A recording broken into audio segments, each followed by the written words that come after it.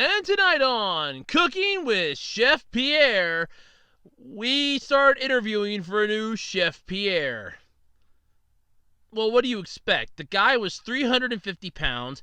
He drank the entire wine you were supposed to use for cooking. He deep fried all the food. Hell, the man didn't even make it past the first taping. He died right as the oven timer went off. The place smelled of very wonderful chicken fingers and dead body. Oh, man, it was so sad. But anyway, I guess you could just say tune in now as we play Who Wants the Job? Coming up next on the Food Channel. I don't see this lasting another season without Chef Pierre. He was too damn funny. Maybe for the one episode that he was on. What else is on? Stand by for the absolutely, completely random podcast coming up next. All right. My Saturday saved. No problem. You're welcome. What the hell? Hello, everybody, and welcome to the absolutely, completely random podcast for Saturday, June 15th, 2019. I'm Andrew Rhodes. I'm your host. I've had one strange Saturday, but it could be worse. It could be weirder. It could just be completely off the wall insane. But either way, I'm fine with that. So what topics do I got to talk about this week? Well, it's going to be a doozy this week because I have a Pokemon topic. Dun, dun, dun! Yeah, I should soon just call this podcast the PokeCast.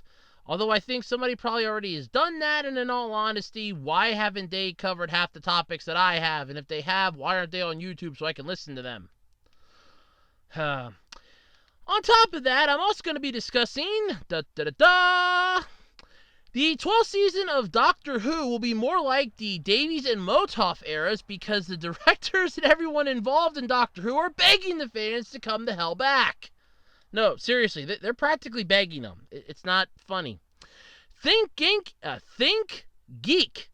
is shutting down. That's right. It's sad, sad day.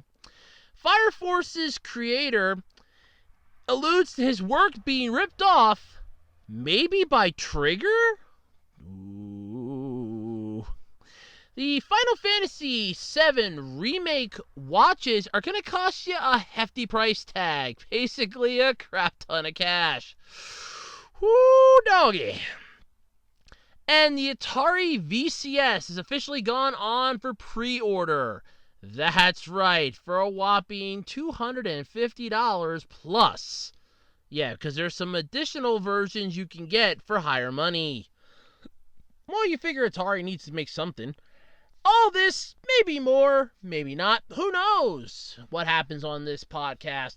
But anyway, as usual, if you're in the mood for strange oddities, weird stuff, what have you, anomalies, feel free to check out my eBay store, ARHOADS-2012 on eBay.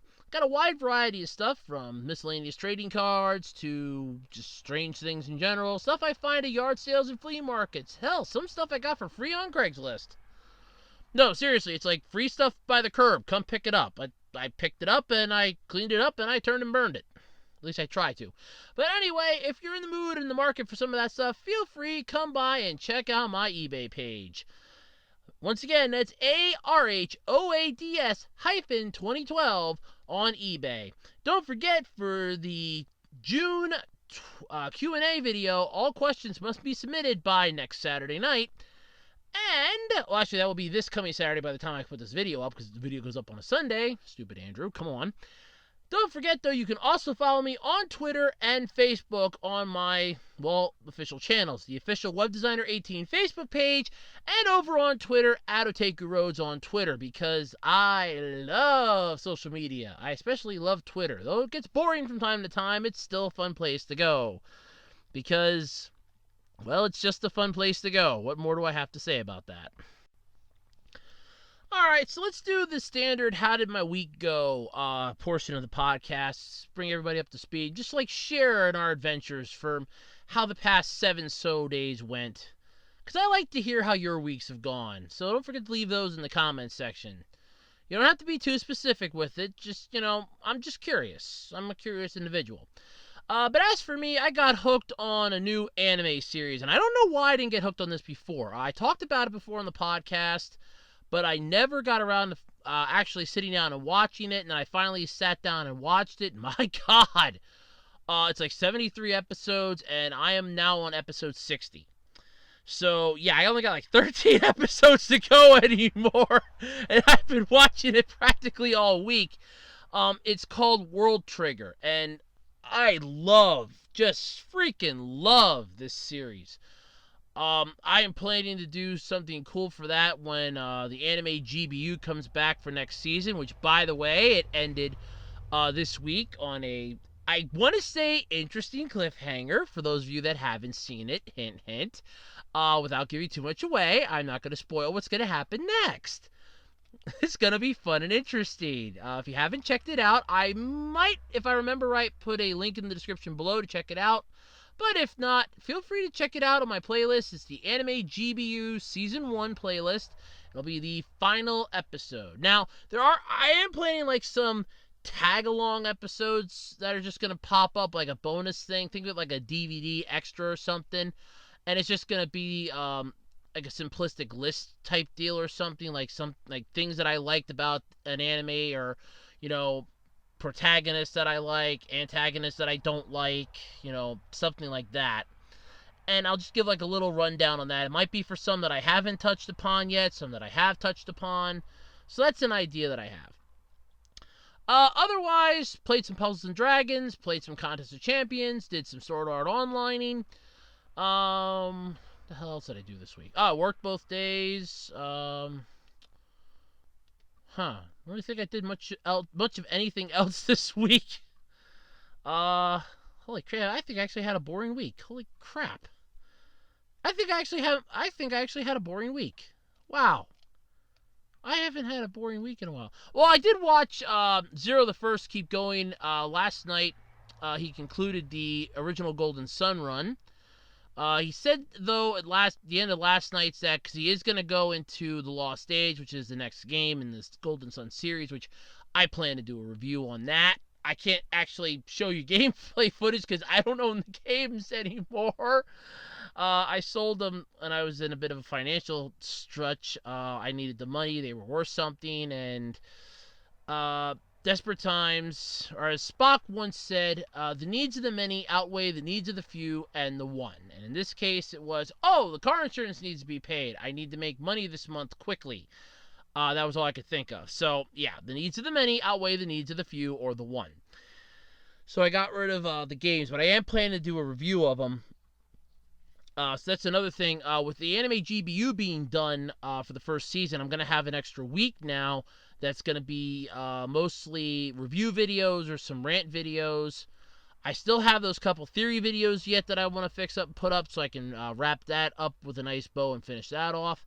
But otherwise, yeah, my week's been boring. I didn't realize it. I mean, today there was a lot of commotion around where I live because the local fire company was having a housing for their new rescue truck that they got. So that was kind of fun. Loud. I don't know what the purpose of blaring the sirens and the lights at Mach speed as you're going by when I don't think you were going to a call. I think they were just doing that to welcome the truck, which, in all honesty, I kind of felt more annoyed than blessed hearing that, especially the fact that I could hear that with every window shut and the door shut, and I could hear that. That was loud. So, yeah, that wasn't fun. But otherwise, yeah, this week's been kind of boring. It's a first for me. That is a first I've had a boring week. But, yep, so let's dive in and let's do this thing because it's going to be fun diddly-on under the sun. Alrighty, so let's get the Pokemon topic out of the way here this week because God knows I'm really not in the mood to go about this again. So consider this also the update, because I said I was going to have to update my rant video, but I really just don't feel like literally recording another one on this topic. This just pisses me off enough as it is. So, Pokemon had a Treehouse event at E3. And I don't know what that whole treehouse thing is, but basically the gist of it is that they announced some new stuff for Pokemon. I was like, oh, cool. This is really interesting. Uh, it was an interview with one of the head cheeses at Game Freak, who said that they will not be having a complete national Pokedex this year, right, for this rendition of Pokemon for Sword and Shield, basically. And this has been met with some heavy backlash online. Now, first off, we've already had the whole people are worried about 8-year-olds spamming Dynamax. There have been a huge amount of backlash on that already. But now, when you announce, oh yeah, there's no longer a national dex, it's like, wait, what? So yeah, it basically, what they've done is they're eliminating the national dex, but yet what they're going to allow you to do is you can't transfer every single Pokemon anymore. Only ones that are specific to the Galar region. Meaning you cannot have like a certain Pokemon in there. Now they haven't come out with a list yet, because if they do that, they're pretty much going to be shooting themselves in the foot at this point. But you can speculate. At least as of now, speculation's probably going to be starters from other regions, legendaries definitely, and I'm probably going to even include roaming ones in that, and probably other ones. Now, their reasoning behind this, or so they've claimed, is to make the game more balanced and fun, but honestly, I kind of feel like this is more of a screw you to the fans more than anything. And there are people that are out there and they're going, well, you can't really, don't blame Game Freak for this. Stop attacking Game Freak. Stop attacking this person and that person for it. And I even said it in my rant video. I'm not attacking anyone individually. I'm going after Game Freak as a whole. And I did. I went after Game Freak as a whole because I am standing by what I said, that somebody at that meeting that they had in regards to this had to have looked at this and said, this is a stupid idea. Don't do this. You're going to screw us to the wall. Please don't do this to us. And somebody at that meeting had to have looked at this person and said, shut up. We know what we're doing. And they don't know what they're doing. So fans are understandably pissed.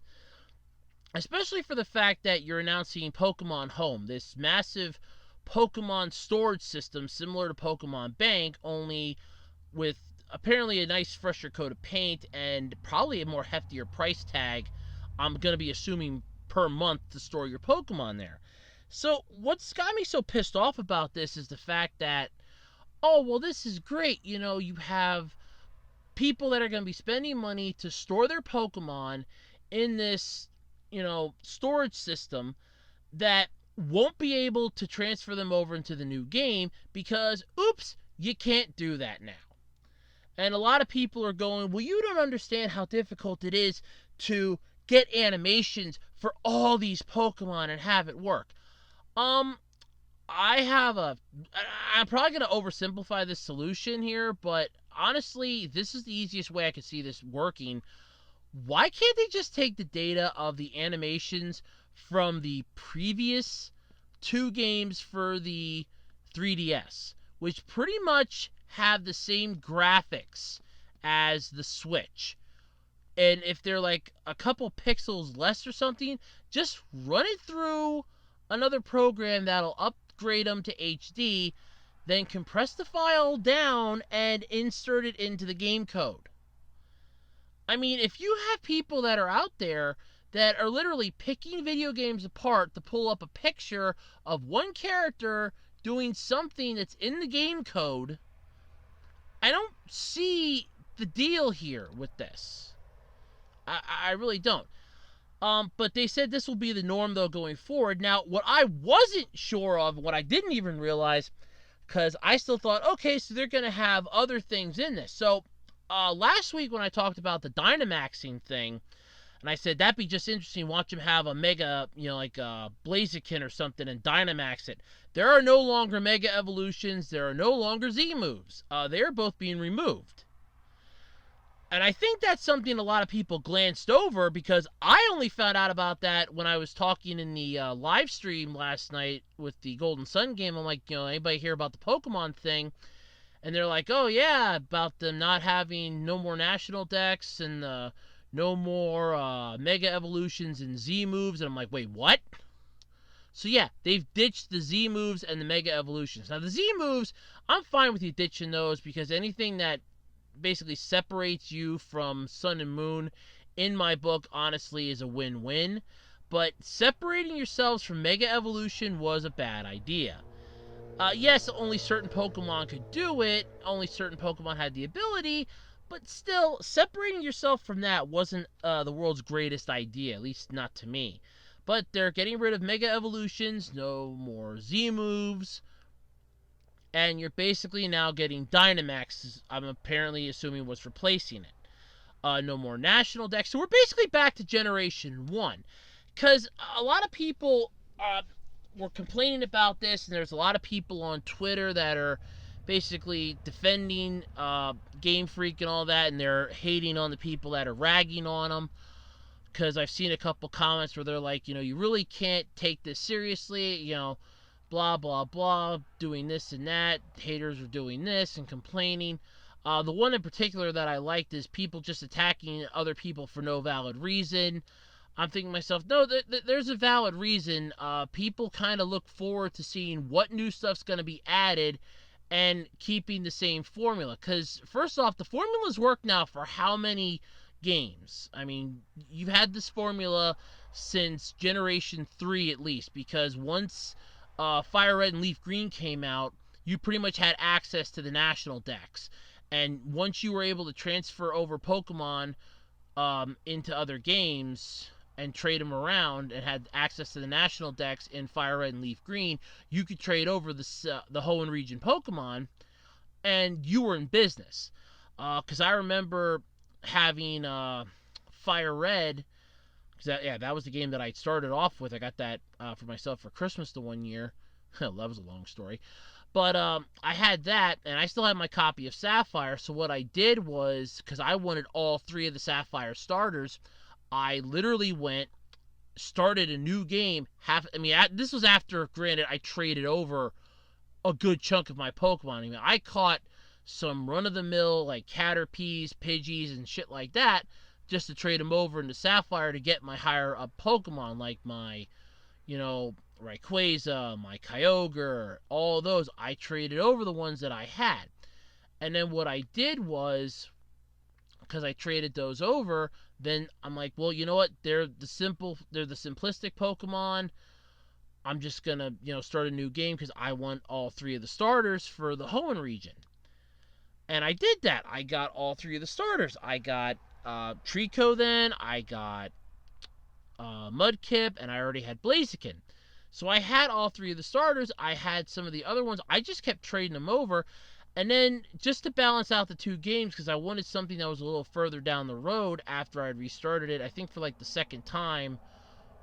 Yeah, it would have been the second or third time. I'm like, well, I'm going to trade over a Charmander that I, bred out of my Charizard, and I'm going to trade that over, and I want to get like this, and this, because I caught something really good. And I'm like, okay, that'll work. And so I traded them over, and I'm like, okay, so this is sort of good, sort of works. And then all of a sudden, it's like, yeah, the Charmander automatically registered. It's like, okay, so that worked out. So you've had the national decks at least since Gen 3. But with this now, this is going to be Gen 8. So 5 generations later, we're going back to Gen 1 style bullshit.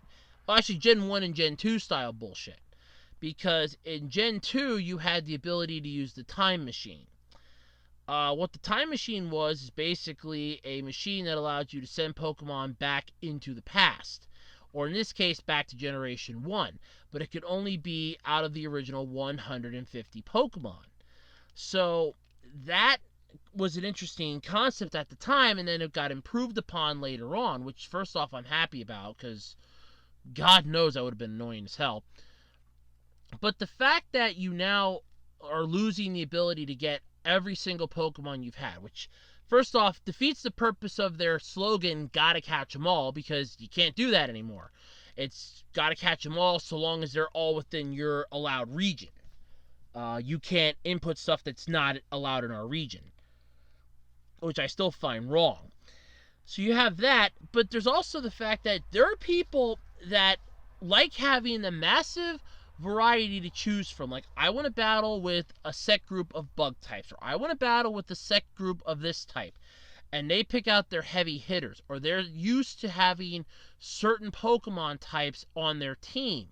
So they want to have their heavy hitters on for competitions.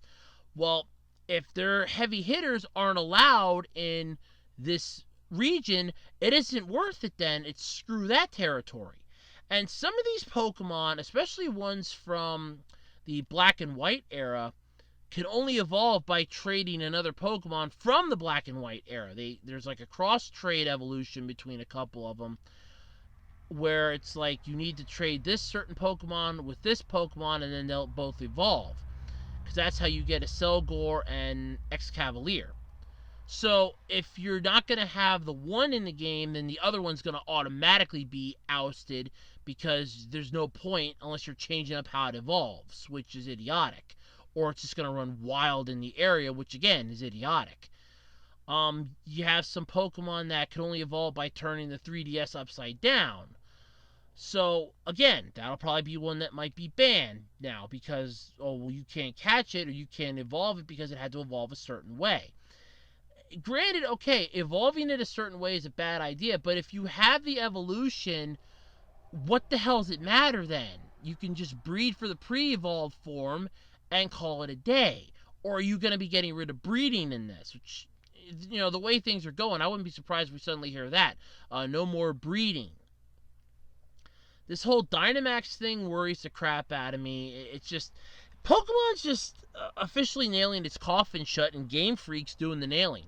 When they announced this, I swear it was basically just, here's the hole, here's the casket, here are the nails, we're just going to climb in here, you put this piece of wood right over top of it and start nailing it shut. Because it's going to hurt. And to the people that keep going, well, you need to stop complaining about it. You need to stop bitching. You know, stop attacking these people. You know, just because everybody complained about the Sonic movie trailer and then all of a sudden they change it, people think that they have this massive power to complain all the time and get their way. Well, here's a news flash for you. If a whole bunch of things change in a game, regardless of how great the plot is, regardless of how wonderful the backgrounds are, none of that's going to matter to them. And the problem is not so much people are going to poison the waters around it. It's the fact that no one's going to go near it, period. Which means nobody's going to make any money off of this. Nobody's going to get paid, and then the company's going to take a loss on this. So they'll see how many people are getting pissed off and irate and angry about this, and if it reaches the threshold where, okay, this is officially putting our profits in major jeopardy, that we'll have to lay off people, we can't afford to do that, then all of a sudden it's, alright, so how do we fix this?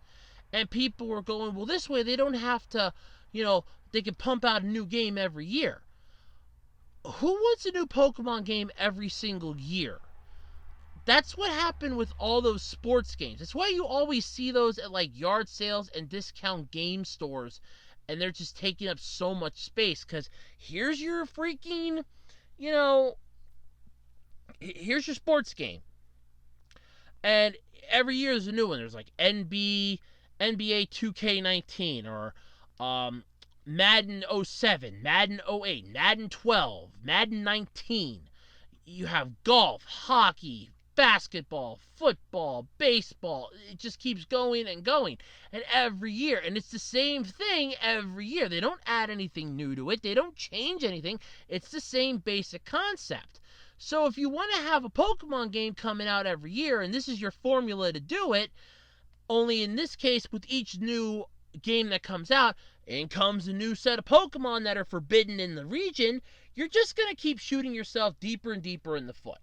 It's what I'm getting at. So yeah, nobody's really going to be too happy about this. I know that there are fans out there that are already pissed about it. I'm with them on that.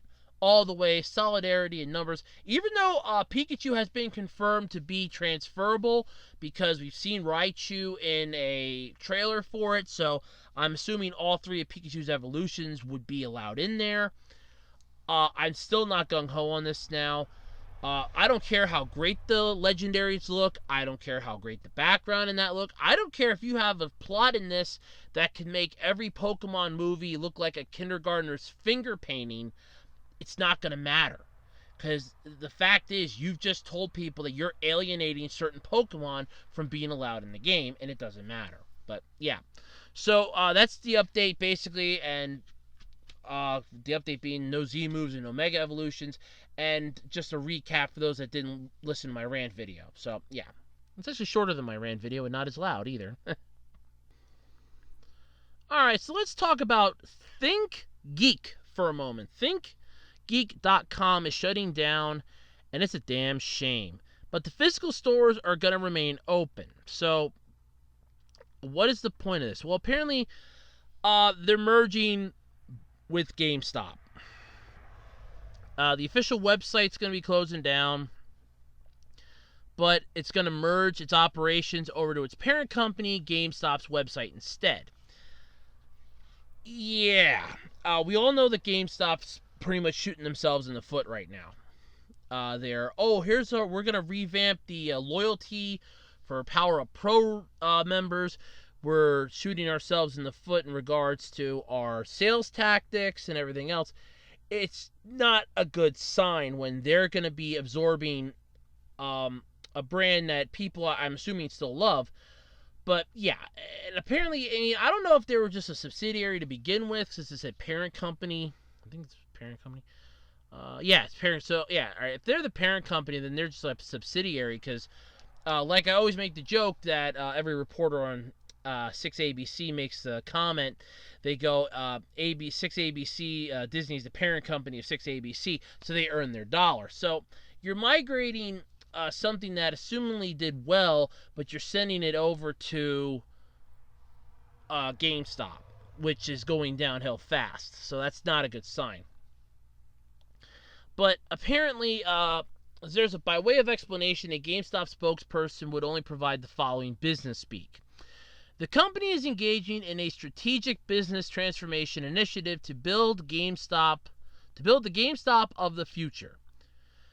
And that as part of that effort, we have made the decision to reorganize our ThinkGeek business by streamlining the operations of our ThinkGeek.com e-commerce platform and transitioning it within our GameStop.com omni-channel platform.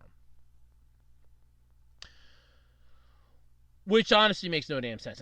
I like to joke in here, GameStop of the future. You mean the empty stores that you're so gonna have? I mean, the one person even said it online that they basically see GameStop going out of business by 2020. How the hell they've managed to survive this long, first off, is a massive success and a miracle. Because let's think about it here. GameStop's entire premise is we buy and sell games. But their whole thing was that we buy used games and we sell them back to other people. So it's like one person's trash is another person's treasure. Oh, I don't like this game anymore. Oh, yeah, we'll buy it off you. You can use the credit towards getting yourself some other games and then call it a day. I used to do that all the time, and I love doing that. It's how I got a lot of my games for my PlayStation 2. I'd have store credit, and I'd use it up. Or I'd have a whole bunch of games to take in, trade them in, and after I got my $10, I would try to find something in my price range of $10, which wasn't fucking easy. I hated the fact that they wouldn't just let me put it on the damn card to use it like a day or two down the road. It's like, okay, well, look, I just want to trade the stuff in. Let me think about what I want. I don't know off the top of my head what I want to get. Can I just get the credit put on my damn card? Well, no, we'd really rather you just look around the shop first. It's like, you're not going to sucker me into buying anything. I don't know what I want. But it's like, no, you have to use the credit. You have to use it now. So I'm like, fine, I'll use the credit now then. It's just so much crap that was involved in that. And I still like that meme where, you see a GameStop getting robbed, But then remember, they only gave you $3 for 20 games, and you just drive off. Yeah, I can see that.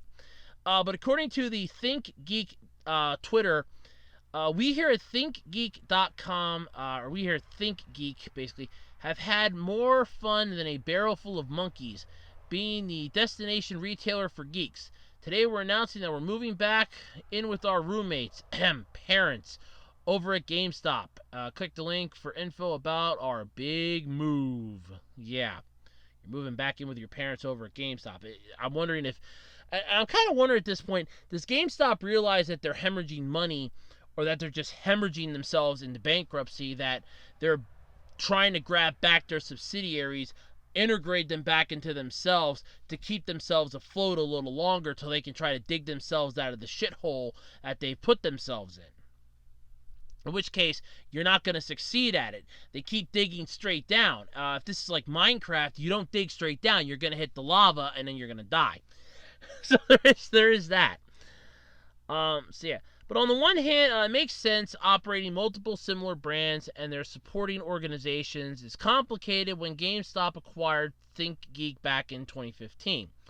Noted that it wanted to expand its offerings in the fast-growing collectibles category, and sure enough, you could soon find all sorts of nerdy knickknacks at your local GameStop that were previously only available online. For a heftier price tag, too, probably, because I remember seeing a whole bunch of stuff like figures, like a couple like little figures and little knickknacks and doodads here and there at my one GameStop that I always went to, and they had like a $50, $60, $70 price tag on it. And I thought the one comic shop that was at the local mall had a high price tag on some of their stuff. I mean, they had a Bakugan back when Bakugan was popular, and they were selling that thing for almost $50. And I started laughing my ass off because I'm like, this had better be in yen.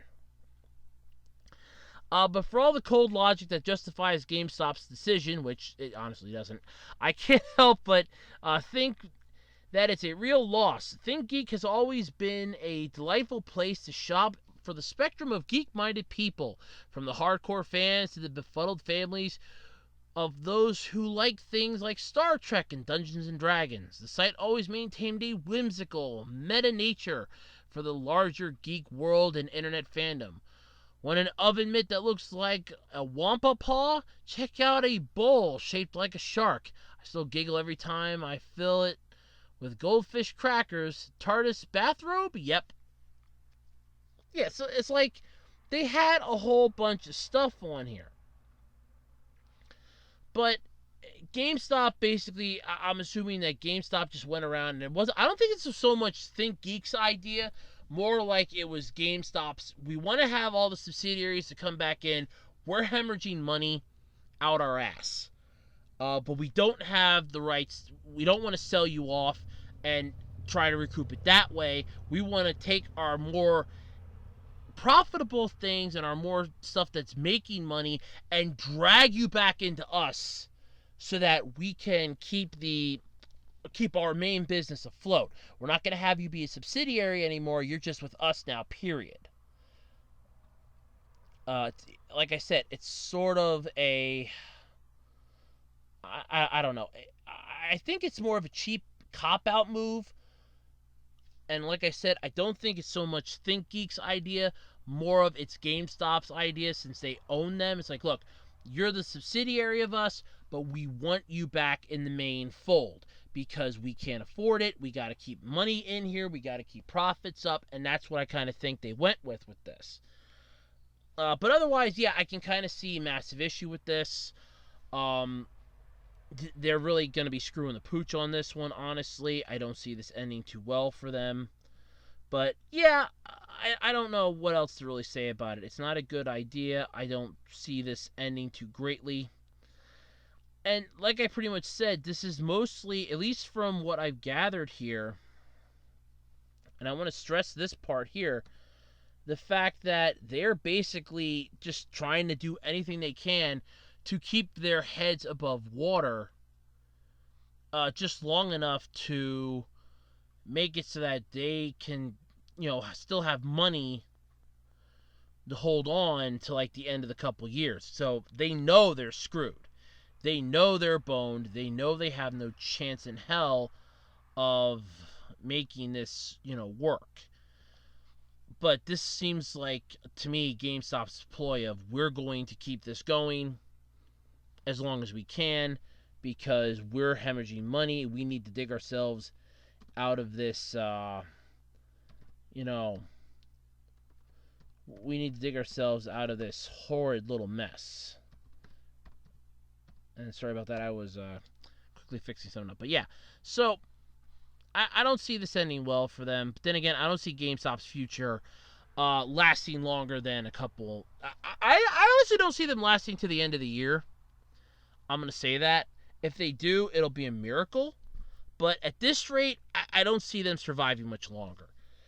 With games going more digital than anything else, newer consoles costing a crap ton of money, breaking so easily, they're horrible.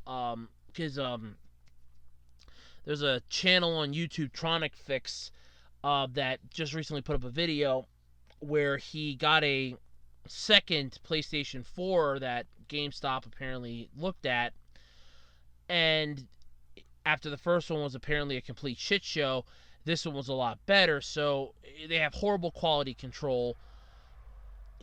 They screwed themselves. They deep fried themselves horribly, and it all. I mean, I can probably take a pot shot in the dark and guess about where it started, and I would say back when they started taking retro and vintage games, like from the NES and that stuff. That's where they screwed themselves to the wall, because you had people making fakes and everything else, and it just started bringing down their profits, bringing down their reputation, and it just went to hell. But yeah, I don't see this going well, but rest in peace, ThinkGeek, basically. I've never really bought anything from them, but I have heard of them. It's often something like I see an ad every now and then, so it's just going to be sad not to see any more ads for them. Alright, let's talk some Doctor Who here, and Series 12 of Doctor Who will soon be coming out. Now, Series 11 apparently was not massively loved by fans. Let me just explain why, because I've seen some clips of it, so I can pretty much take a pot shot in the dark as to why it wasn't loved. I saw clips from the first 2 episodes. I can definitely say, beyond a shadow of a doubt, that this was a hit and miss. Way big of a miss here. This was the season that, first off, saw the departure of Russell T. Davies and Stephen Moffat, as well as the departure of the previous Doctor, Peter Capaldi. So the newer season featured, I think her name was Jodie Whittaker, I think, as the new Doctor. I have to look that up, as I looked up the other ones. But yeah, so you had that whole deal. Hold on, okay, so who was she? Yeah, okay, I was right. Jodie Whittaker. Okay, I was right. Yeah, she's currently the 13th Doctor, and honestly, fans are not happy about this. Now, I heard fans complaining about this back when she was announced, and it's like, oh my god, we're finally getting a female Doctor, and they were getting a little pissed off about that. But yet, fans were bitching about that for years, so first off, suck it up. You bitched about wanting a female Doctor for years. You're just, I'm assuming, a little pissed off that it's not one that you had in mind. So yeah, kiss off. But otherwise, her acting for this kind of fell flat, because I've seen some clips of the season, basically the series. They're called series, or they're not seasons. I've seen some clips of it, and honestly, I can agree. Her acting feels like it's falling flat on its ass. The fact that you don't have any of the original villains from the titular series itself. They were all created specifically for this season. They wanted this thing to basically be a separate attempt from everything else, and it alienated the fans. There was a person on YouTube that did a video that stated that they want to, that they're basically begging fans, please come back. It's going to be just like the old days. Series 12 is just going to be like the Davis and Moffat era. Please, for God's sake, come back. Please, we're on our hands and knees. We're begging you, come back. watch the show every week. We're begging you. Please come back. Because you had none of the iconic villains. You had no Daleks, no Saltarans, no Cybermen, no Jadoon, nothing. It's all original things. And apparently there was a rusted out Dalek at the end of the series. So it's like, oh, great. Okay, so, meh. So, her first outing as Doctor Who was not very great. In all honesty, if they would have caused a regeneration at the end of this season, I don't think fans would have been too upset about it. Then they took an entire year off, minus, I think, the Christmas and New Year special, I think it was, at least the New Year special. Other than that, they took a year off because fans were just flat out, they were chastising this. And it's not even a joke. They were just flat out ripping this thing a brand new one. And for damn good reason. Her acting fell flat. The fact that the plot was all over the goddamn place. The TARDIS looked like a combination of the Christopher Eccleston, David Tennant era with slight mixtures of the Matt Smith and Peter Capaldi eras thrown in just for good measure. It looked horrible. You had the whole fact that none of the original villains were in this. A whole new production crew with the new person taking over. It just was not that great. With them now announcing that they're going back to familiar ground and giving us a more feeling of the past eras, you're kind of wondering, is this going to, hopefully come back? I mean, the one magical thing with Doctor Who that you have is the fact that you could slap a fresh coat of paint on this. It's still Doctor Who. You have the Daleks, you have the Saltarans, you have the Cybermen. They always seem to make an appearance in one way or another. It's just which villain's going to be the main villain of the series. Now you have these standoff villains that come out like once in a while for like 1 or 2 episodes and then they take it on. A lot of people didn't like the Peter Capaldi episodes because they were multi-part episodes. Like every single episode was a 2-parter. I personally didn't like the Matt Smith era. That's one that I hated with a passion. I'm not a Matt Smith fan, and I really couldn't stand the Matt Smith era. In fact, if they actually ever want to bring an actor back to replay Doctor Who again, one of the past ones that are still alive, I would be all for David Tennant coming back and reprising his role as the Doctor. He was the 10th Doctor, coming back right after Christopher Eccleston left the series after his one and only season. And David Tennant he rode that baby. He rode that show straight through. He lasted three series. He had 3 companions. He had Rose Tyler, basically the continuation of the first stock of Christopher Eccleston. You had Martha. Yeah, Smith and Jones. So you had her. So she was your companion then for the next one. And then you had Donna Noble, his final companion. Then you had the whole specials, which basically concluded his arc, which I said to my one friend, I pretty much have the entire David Tennant collection of Doctor Who. The only thing I don't own is the Day of the Doctor, because the only reason I don't own that is because I would have to be 100% anal that I would want to have it. Because it's 90% Matt Smith, and I'm not a Matt Smith fan. I can't stand his incarnation of the Doctor. I think he's too pushy, too jerky, too standoffish, too much of a goddamn know-it-all jerk.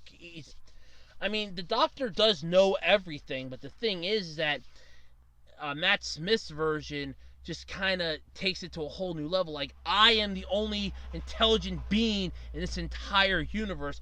Bow down before me, all you dim-witted morons. And I don't like that. Peter Capaldi wasn't a bad Doctor, honestly. I did kind of like his things. And for the longest time, I had a top 10 for or at least the top 5. My top 5 favorite Doctor Who Doctors. I'm sorry about that. I'm rubbing my hands. They're kind of, I don't know, I feel like they're getting a little cruddy or something. I don't know. But I have for the longest time a top 5 list of my favorite Doctors. David Tennant's square up at the top. Nobody's ever kicking his ass off that seat. He is straight up at the top. I'm sorry, he's the best Doctor that they ever had. Second place always was Sylvester McCoy for the longest time, but with Peter Capaldi, when I watched some of those episodes, I'm like, no, he took second place. Sylvester McCoy is down to third. I have John Pertwee at number 4. And in all honesty, I'm going to throw, because I've only seen a few episodes with him, because he's one of the older ones, Tom Baker as number 5. After that, it's just basically who's who of who cares. But right down at the bottom for the longest time, and will always be there, is Matt Smith, dead freaking last. And just above him, as of right now, is Jodie Whittaker, because, like I said, her performance in this, she's a good actress, I'm not going to lie, but she can't do Doctor Who to save her ass. I'm sorry. She can't. Her acting comes off as flat. And that's the saddest part about this, because they had, for season 11, a fantastic cast of characters, a fantastic, way to start this whole series with a brand new, reason to get asses in the seats. The first ever female Time Lord. That would have been, guaranteeing you right now, asses in the seat. In fact, if they would have just waited to reveal it, literally at the final episode, just revealed this, boom, there you go, and not did a special reveal thing beforehand, that, I guarantee you, would have probably drummed up a lot more attention than they would have gotten and ever hoped to have achieved.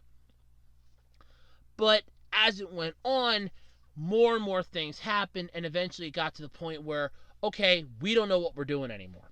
We've screwed this up. We are royally messing this up now. And they just completely ruined what could have been a really good season. They just shot it straight to hell because, everything that we did, everything we were working on, all of our great ideas, all shot to hell in a handbasket because we don't understand what we're doing anymore.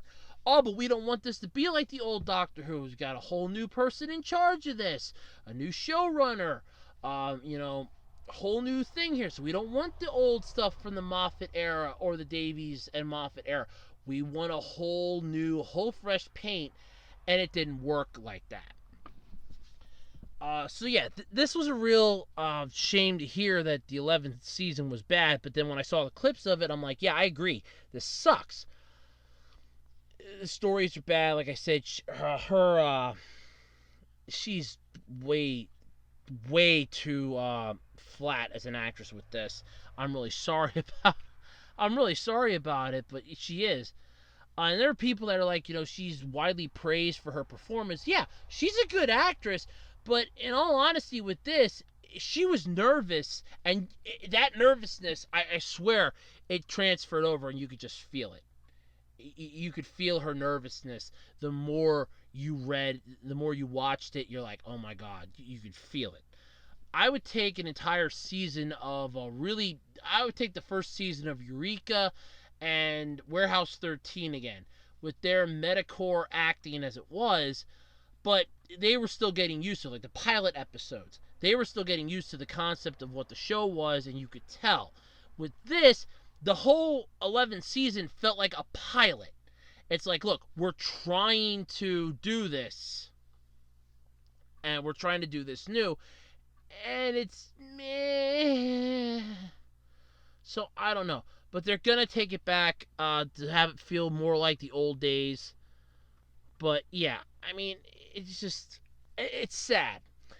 But like I said, you didn't have the whole, you missed out on all the old villains. And having the hastily constructed lone Dalek, it just felt weird. Unsecured, unwelcomed. It was just out of the ordinary. Not exactly something you would imagine. Her tenure in this series, I mean, if she makes it past 2 series, that's about the average. I would say that most Doctor Who casts last anymore. That's average. Because Tennant, Smith, and Capaldi blew the old records out of the water.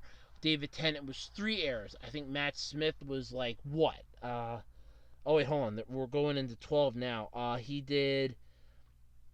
Let's see here. Because you'd actually have to start it off, because This is the newer Doctor Who, so that would have been 2005 was the first one. David Tennant had 2, 3, and 4. Matt Smith had the longest running of them, and then you had Peter Capaldi, who took over for a while. So then, yeah, you had them. So they had a decent run, I'm not going to lie. But it's the fact that we're running this show that's been on the air for years.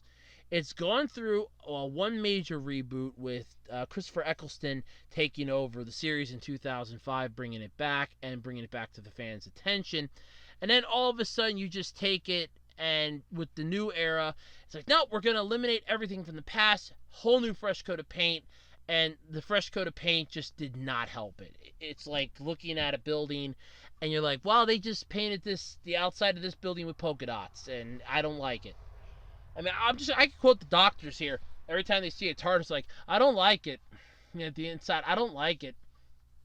I can see why the fans weren't too happy with this. Hopefully the next season will be better. Can't really go. I don't think it can go worse than what it did, but hopefully it'll be better. So yeah, I guess that's about all I have to say for that one. But that's just it's sad. So much potential wasted. It really was. Okay, so you know that flattery and impersonation and that are the most sincerest forms of flattery. Well, somebody had better tell the creator of Fire Force that, because he's claiming his work is being ripped off, and possibly by Trigger.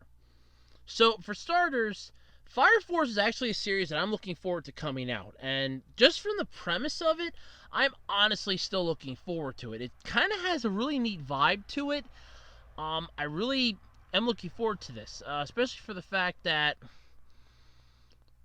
it was from the same creator as Soul Eater, and I did like Soul Eater, at least up to the finale of it, which made no goddamn sense. So, yeah. Yeah, look forward to that one. I have to rewatch it before I actually review it. It's been a while. I want to get I got to do the Cliff Notes version of that. But yeah. So, sometimes remarkably similar projects come out, neither of which took influence from the other. And that may be the case with whatever seems to be concerning Soul Eater and Fire Force creator Atsushi Okubo. Or there may be something to his recent comments in Weekly Shonen Magazine. So, for starters, I could give you a pretty good example here of two series coming out, or two similar projects that have the same feel to it. Tiger and Bunny and My Hero Academia. Look at the plots for both of those. They're virtually the same plot. I mean, like spot on, virtually the same plot. Just replace All Might with the main hero from Tiger and Bunny before Wild Tiger came on, and replace Deku with Wild Tiger. It's literally like the same freaking plot. It's that scary.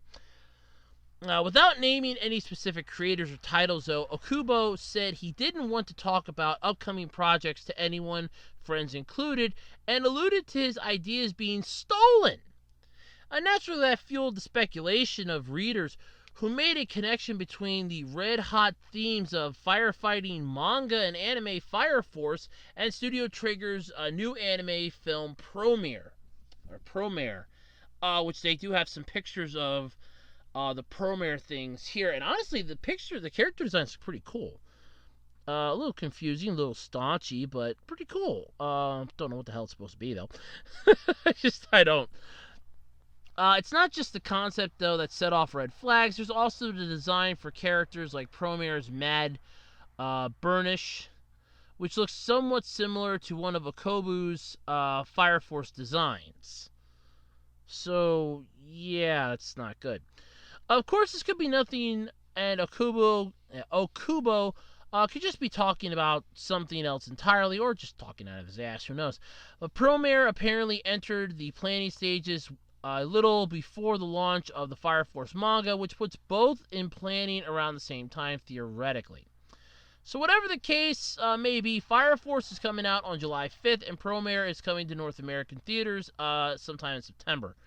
So you be the judge, basically, as to which you believe. But honestly, I'm just going to say this. You're always going to have somebody that's going to rip off somebody else. Nothing in this world, there are no more original thoughts in this world. Everybody rips off of everybody else. Look at every single reviewer on YouTube, every Let's Player on YouTube, every creative video on YouTube, every DIY video on YouTube. And that's just naming YouTube stuff. You go into books, television shows, everything is basically ripped off of something else. As the World Turns, which was a soap opera, was probably ripped off of 3 other soap operas. You have game shows that are probably all ripped off of each other. I mean, look at some of the ideas that they have on The Price is Right. They have the big spinning wheel. And then you have Wheel of Fortune, which the whole premise of Wheel of Fortune is you spin this big wheel. Now, granted, The Price is Right is vertical, and the Wheel of Fortune wheel is, horizontal, but it's still the same concept. You spin the wheel, try to get money.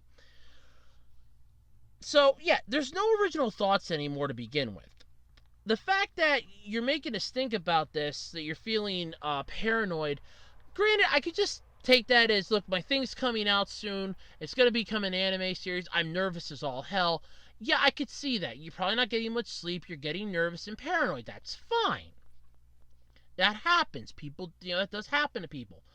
But the fact that it's like, well, it's like they're assuming that Trigger's ripping it off because of designs that look similar. I would be more concerned about, hey, look, here's a plot for an anime that we just came out with. And here's a plot for an anime that's been out for about a year or 2. Similar plots, different characters, but the same style and same theory of plot. That's a red flag to me that, oh, look, you ripped this off. I mean, like I said, everything is virtually the same. That's what it is. If you honestly sit down and think about it, everything is virtually the same in some way, shape, or form. But still, I feel sorry for the guy if they did rip him off, but I doubt they did. I think this was more of a, I'm just getting paranoid. I just want this, to do really well. I don't want this to end badly for me. And like I said, I feel for him. I really do. But yeah. Starting up July 5th. I'm actually going to be looking forward to trying to watch it. I think that's a Saturday or Friday this year? That's a Friday. That's a Friday. Ooh. Neat. I'll have a Saturday anime to watch again. Early Saturday mornings. All right. Yes. I'll have a Saturday anime to watch again like I used to do with Future Card Buddy Fight. Oh, yes. Oh, yes. That makes me happy. Yep. So, that's not too bad. Alright, so Final Fantasy VII is all the rage right now. I mean, with the remake coming out, the voice actors in that apparently are being changed. I think one of them is a voice actress. But you have that going on. The whole fact that it's just a massive game, massive popularity. I mean, Advent Children was that CGI movie that was just beautiful as all hell. My God, was that beautiful. But if you've ever wanted to own yourself a fancy Final Fantasy VII Remake watch, well, now might be a time to look into it. Well, that's if you have an extra $2,500 lying around. Yeah. Square Enix's long-awaited remake of is a huge investment for them.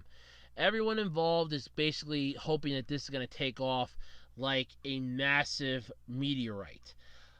I would say better yet, they're hoping this is going to take off like a kindergartner on a pixie stick. Okay, they are hoping big things are going to happen for this. So that being said, the watches are really interesting. Approximately, they're limited to 77 pieces. You're going to have to pony up that $2,500 to get one of them. Not both the watches, though. There's a silver and a black one. And yes, I am colorblind, so but I'm going from the metallic looking color. So one looks black and one I'm assuming silver. So, yeah. I mean, it could be a different color entirely and I'm just not picking it up with my eyes. Or it is silver and I'm actually right. So, yeah. Each one's going to be individually numbered. Made of stainless steel. Sorry about that. Made of stainless steel and features a Seiko-produced movement. Or Seiko. Wow, that's damn good quality, too, by the way.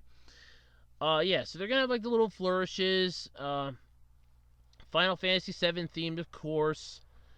And it's just going to be massive and cool. You have the Cloud Strife model, which is the silverish look, which is the silver one, and the Sephiroth one, which is the black one. That's pretty badass. So if you want to have some spare cash lying around, so if you got like a spare $2,500 lying around and you don't feel like spending it on, I don't know, rent, bills, yourself, or a loved one, you just want to spend it on yourself, go for it. You can pop one onto your wrist next March, which is when Final Fantasy VII Remake is set to launch. So that's actually pretty interesting. They're going to tie those in with the game's release. So that's kind of cool. But still, $2,500 for a watch, that's kind of highway robbery. I mean, seriously, that's a lot of money for a watch. And I can understand it if it's like Swiss movement, slightly gold-plated or something. But you're talking stainless steel. I'm just going to go with $2,500? You're going off the brand name alone for that then, definitely. But still, that's a lot of money, $2,500 for a watch. Then again, there were people with Fallout 76 that spent $200 for a canvas bag, which they just finally started getting. So often this. Because I saw that today that they're finally starting to get the canvas bags delivered out now. Not the nylon trash bag that everybody was getting. No, you're getting an authentic canvas bag, or at least what they're assuming is canvas, but at this point they'll take it. I mean, you got DLC coming out for that game now. But with Final Fantasy VII, though, I mean, the hype train just keeps rolling. Square Enix, honestly, with this and with Kingdom Hearts 3, they're honestly right now they're riding the gravy train on biscuit wheels at this point. Because you had Kingdom Hearts 3, which, yes, metacore as it was, so many issues that it had, and my first being the voices, a lot of people's were the combat. But keep in mind, I didn't physically play the game, so I don't know how bad the combat was. I'm going off of what I saw.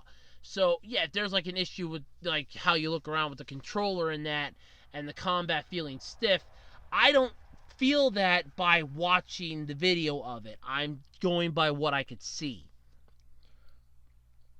So you figure with that, you had the whole meh, but then you have Final Fantasy VII coming out, which is what a lot of fans were hoping for. But now you have Kingdom Hearts 3 DLC coming out, and then you also have the whole concept of, oh look, there's more Kingdom Hearts games coming, unless this DLC was what they were alluding to at the end of the third Kingdom Hearts game. Which, first off, I'm still going to go with the whole DLC in a game like this, I don't welcome. DLC, I kind of feel, is more like for multiplayer games, things you can take online. That's what you should have the DLC for. Like first-person shooters, MMORPGs, stuff like that. If you're just going with a standard RPG game, having DLC for that's a stupid idea, in my opinion, because it's meaningless. So, I mean, I wouldn't be surprised then if Square Enix goes, oh, we're going to add a souped-up mode to Final Fantasy VII. It's going to be DLC like 6 or 7 months after it comes out. You're going to be able to play like Rage Mode or something. Or there's going to be like a new quest that'll get added. That wasn't in the original. It's going to be a special quest just for this game. You know, that wouldn't surprise me. Still, though, $2,500 for a watch. I mean, I know there are people that would spend like 20 grand on a Naruto statue. There are people that spend that much money to buy a potato chip that they swore looked like Elvis Presley. There are people that would spend at least 100 grand on a page of a book or a piece of toilet paper that they think a celebrity touched once in their life. First off, I would not like to meet the person that crawled around in a bathroom trash can to get their hands on a piece of toilet paper that they believed a celebrity touched. Because that's almost as bad as that Weird Al song where that eBay song by Weird Al, where you're bidding on some Kleenexes used by Dr. Dre. Oh, I don't want to know why you're touching those, and I ain't buying them. I ain't disturbed to buy that. At $2,500 for a watch, look, I'm strange, but even I have my limits of strange and weird, and they've officially been reached at that point. So, yeah, I mean, it's weird. But, yeah, more power to them. Somebody will buy it, and they'll scalp them on eBay. So, at least they'll see, somebody will buy that, and they will not buy it for themselves. They will buy it solely for the purpose of eBay, because they're limited to 77 of them. They will buy that, it'll be numbered, and it'll skyrocket in price on an auction site like crazy. It'll go nuts. So, yeah, somebody will make a sweet deal on that. They'll make their money back, at least. And then you figure you'll have like the Chinese knockoffs that'll come out. So one of those companies will buy one of them and they'll go, oh, we can make this. Yeah, we'll make like 60 of them, right? Yeah, we can make this. And then you have like a whole shit ton of those things just flooding the market. So yeah, it's just $2,500 I think was a stupid price point. If you would have made it like 150, 500 maybe, 700 at most, probably would have been a little better off, but yeah, I don't know. That's too much money. That's too much. Speaking of things that cost too damn much, let's talk about the Atari VCS. This thing I have heard bits and pieces of. I have not followed this online as closely as a lot of other people do, mostly because the first ever console that I owned was a Nintendo GameCube. That was the first full-on home console that I owned. And I mean one where you have to plug it into the wall in order to get it to run. Otherwise, the first ever console I had was a Game Boy Advance. Yeah. But Atari's opened up the $250 pre-orders. $250 pre-orders for this thing. Which, honestly, for this thing being a retro game console running on Linux, brand new AMD Ryzen R1000 chip, and Indiegogo backers are set for a December release, while new orders will be fulfilled in March of 2012. Yeah, I could see this. I could see a $250 pre-order for this. I really could. I could see a $250 price tag on this. That's pretty damn cheap. Taking that the PlayStation 4, when it came out, was like, what, $500? Same for the Xbox One. And you have smartphones that go for like a couple $1,000s now. So, yeah, that's idiotic the way it goes. But at E3, they announced it, and Atari showed the public pre-orders were going to launch for the game console. Shipments are due out in March of 2020. If the long-delayed Linux-powered product will ship to some 12,000 Indiegogo contributors at the end of December, up from the revised 2019 ship date. Now, keep in mind, why are they shipping to them first? Because if you do Indiegogo, you have to pay them first. They donated the money to get your project off the ground. They want their comeuppance first. And plus, you don't want to end up on an episode of Kick Scammers, because that's pretty bad if you wind up on an episode of Kick Scammers. By the way, check out Kick Scammers. It's a really good show. I don't do that show, but it's just kick-ass and funny. Dan Iverson. You guys got to check that out. That is funny as hell. Kick Scammers. Oh, those stupid people. But Atari says it has signed exclusive distribution agreements for the Atari VCS with Walmart.com and GameStop.com, which are also opening pre-orders this week. The announcement, which was covered by, I'm not even going to try to pronounce that, Lily Pudding? Liliputing. Also detailed some special configurations. Yeah, you have the Atari VCS 400 Onyx model with 4 gigabytes of RAM. It's going to sell for $250. There's also an Atari VCS 800 Onyx with an 8 gigabyte RAM for $280.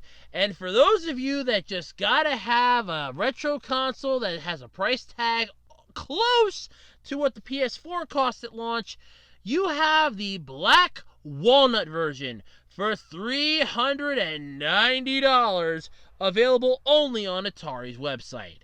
Thank God for that. Finally, GameStop is offering an exclusive all-in bundle version of the Atari VCS 800 Onyx for $390. That tosses in the Atari VCS Modern Controller and Atari VCS Classic Joystick.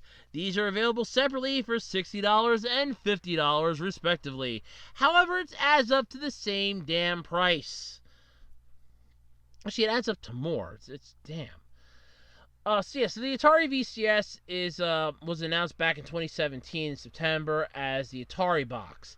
In May of 2018, it launched on Indiegogo, and now we are getting the first look at the massive game. I can't wait to see if this is probably going to catch fire. I don't mean to be the type of person with this that I'm looking at the glass as half full type of person, but let's think about this logically for a moment. It's a retro game console that's probably running an emulator, hence the Linux. So this is running a Linux-based emulator on here, emulating all the old Atari games. Because I doubt highly that they have this thing fixed up for consoles, for actual cartridges. That's BS. If it's running a 4 gig RAM and an 8 gig RAM, and it's running Linux, it's running an emulator. That's square up what it's probably doing. It's running an emulator. Because Linux is like your basic go-to OS for emulators. That's all I ever see on YouTube videos. For a lot of people, for do your own emulators, like, oh, I'm going to be using Linux. It's almost always Linux. So the 8 gigabyte Atari VCS model is now going to support 4K 60 frames per second HDR video with an HDCP 2.2, while the 4 gig model remains at HD. So who the cares what the difference is? It's just like, let's just slap a few more fancier words on here. So there's also more here. The system is going to ship with a 32 gigabyte eMMC, but the earlier micro SD slot appears to be missing. As before, you get HDMI 2.0 and GBE ports, as well as 4 USB ports, which are now USB 3.1 instead of 3.0. Oh, there's 3.1 USB now. Ooh, that's interesting. Because I know that I can get a 3.1 or 3.0 USB like flash drive, and yeah, I can get a USB 3.0 flash drive and one that had like a cable, because so long as you have a 2.0, it'll still read it. It just won't write as fast, but it'll still read it. So that's good to know. They got the new model. I'll have to look some info up on that one. The Wi-Fi / Bluetooth module is now listed as dual band 802.11 BGN, which is your standard, probably 2.4 gigahertz and 5 gigahertz respectively, with Bluetooth 4.0, so your standard basic shit there. Appears that Atari may have removed the original Promise 4 MC array with support for mic array with voice support. Specs mention only that it supports a microphone as an external output or input. The system is compatible with typical Bluetooth and USB controllers, in addition to Atari's Bluetooth connected joystick and controller. Atari VCS is going to ship more than 100 classic games pre-installed. I was right. Cloud storage will be available on a subscription base. Whoa!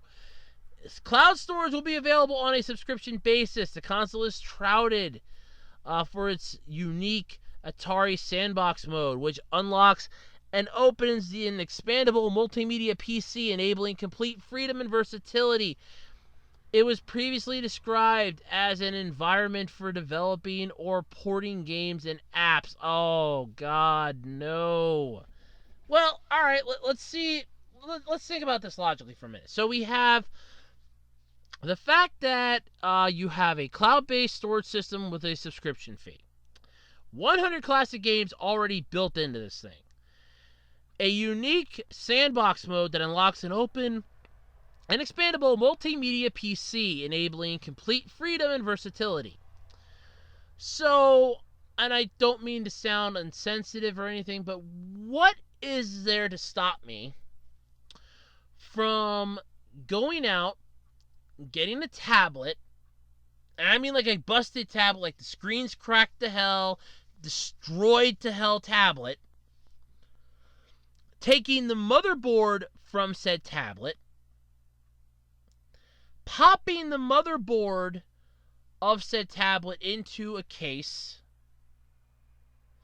not having a screen, keeping the battery or finding a way to power it that doesn't involve the battery, plugging it in basically, but having to make sure that it gets power and will turn on and function as normal just without its screen.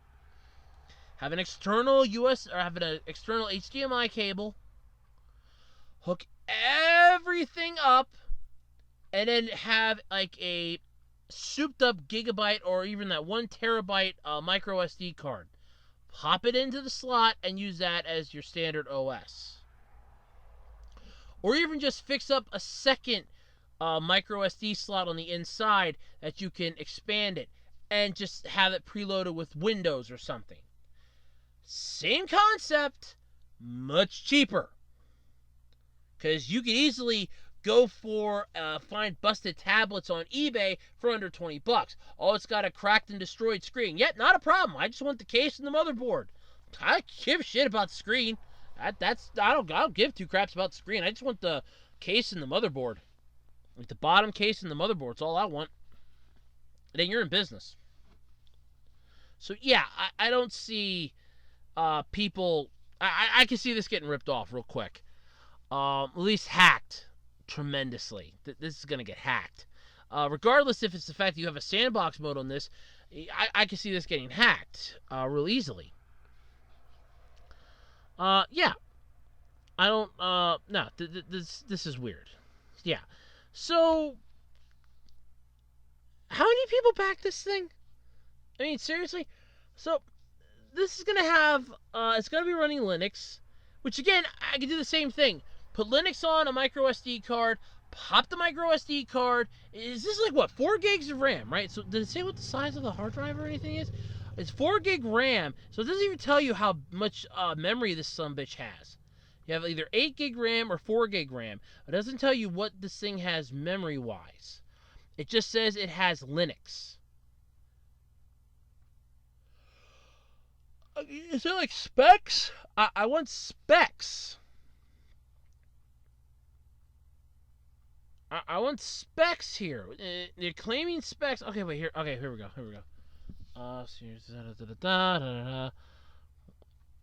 It's mostly about the freaking Ryzen chip, the 4 gigabyte model, 8 gigabyte model. I mean, I don't see this being like a couple gigabytes. Oh no, okay, 32 gigabyte eMMC. Okay, so what's to stop me from putting Linux on a 64 gigabyte micro SD card, hooking that up as a tablet, having it read off of said memory card to start off, bypassing the built-in hard drive and just using that as freaking RAM, basically. I can see somebody making their own cheaper version of this and not having to spend $390 or less, anywhere from $250 to $390. I can see somebody making their own for, I'm honestly going to say this, and somebody can shoot me later, I can honestly see somebody making their own version of this for a whopping, like, $50. And that's power supply, which you'd figure about $5 to $10. The case and motherboard, which, again, about $20, give or take. You can probably even find it cheaper than that. SD card, which I got a 32 gigabyte one at Walmart for about $20. So you figure somebody could easily have like a spare one just sitting around. That saves you some money right there. But still, I can see somebody making their own for literally El Cheapo money. I mean, you're just going to basically take the motherboard and everything else. You're just bypassing the startup protocol on the motherboard, having it boot directly from the SD card and not from the motherboard itself, and not from the hard drive that's built in. then you're just going to use the built-in hard drive space and figure out a way to convert that squarely to RAM, and that's it. Then you have, you can put like a 64 or 128 gigabyte card, have that be the built-in SD, or have that be the built-in hard drive, and you have yourself a gaming system that's basically like this, but with much higher memory, bigger volume of RAM, since most tablets are like anywhere from 16 to 32 gigabytes. There's even a couple 8 gig tablets. So you're looking at anything from a whopping 16, or a whopping 8 to 32 gigabyte tablet. So that's basically now RAM. So you're looking at anywhere from an 8 to 32 gigabyte of RAM, which is huge. I see, and it's running Linux. Yeah, I kind of see that kicking this thing's ass. Not to mention, you can even just use a regular phone, like a dismantled smartphone or something.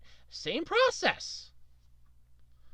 So yeah, I can see somebody making their own version for like less than $50, $60 at the most, and they're gonna pay $250 for this. When in all honesty, it's, let me find some cheap ass parts on eBay from busted stuff. I'll make my own. Damn it. Yeah, I don't, no, you're asking too much for that. That's, the sad part is there are people that are going to do it. You have the Indiegogo backers that are going to have to get it first. Still, I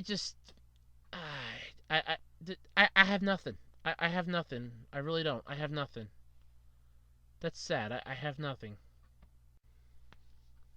All right, everybody, and that's going to do it this week for the Absolutely Completely Random Podcast. I'd like to thank you all for tuning in. Don't forget to submit your questions for the Q&A video for June. That's right. Deadline will be this coming Saturday, so please make sure you have your questions in by then. You can drop them off in the discussion section here of my channel, on my Twitter feed, or on the Facebook page. Just make sure you put in parentheses Q ampersand A. So that's basically Q. You shift up on the 7 key and A. If you're on a computer. If you're on a phone, it's Q. That ampersand signal, which pretty much looks like a deformed 8, and A. Yeah, I know. Just don't forget to submit your questions. Don't forget, if you have any topics you'd like to hear me discuss here on the podcast, feel free to drop them off, either again on the discussion section on my Twitter page or on the official Facebook page. And until next time, I'm Andrew Rhodes, and it has been a fun blast I've had here with everybody, and I will see you all and catch you all next week here on the Absolutely Completely Random Podcast. Night, everybody, and have a wonderful week.